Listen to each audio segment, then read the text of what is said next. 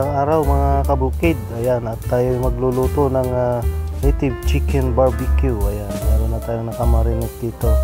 Yan po ay yung kinatay natin na alaga natin. Ayan, ay marinate na natin ng Mamacita barbecue sauce. Ayan. At mayroon din tayong pangpahid na ketchup at saka mantika. Salang na natin guys ang ating chicken barbecue. Ayan, dito po natin lulutuin sa ulingan. Ayan, lagay lang ako ng kawali na may asin guys, tapos nilagyan ko ng patungan. Ayan, para hindi nakadirekta sa uling. Ayan, para maganda yung kanyang pagkaluto, dahil native chicken nga to guys, medyo may katigasan na konti. Kaya dito natin lutuin para lumambot. Ayan, at lutuin natin mga 2 oras to guys, para maganda yung pagkalambot niya. Para na siyang lechon pag naluto, malambot.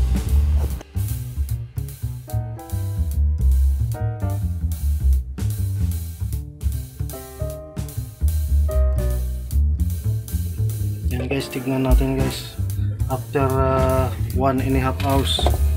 Ako, nasunog na yata. Ayun, ganda. Malambot na.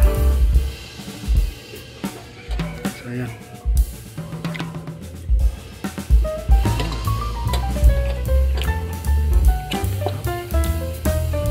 Lambot na. Dumikit.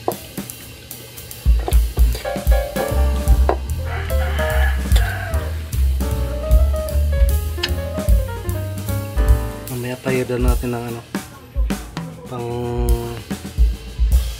ketchup at saka mantika uli. Lagyan natin hanguin. Pan lang natin. Yan na guys yung ating finished product sa ating chicken barbecue, native chicken barbecue.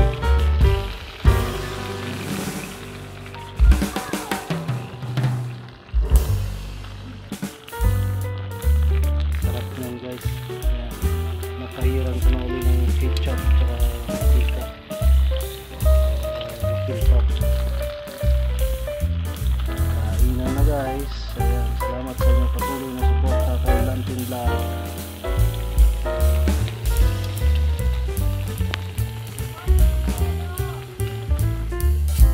Ayan guys, para lalong maging smoky ang ating barbecue, salang natin sa talagang uling na.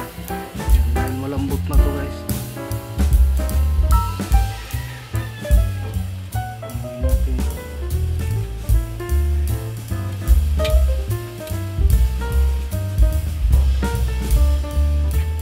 Para maging smoky siya lalo.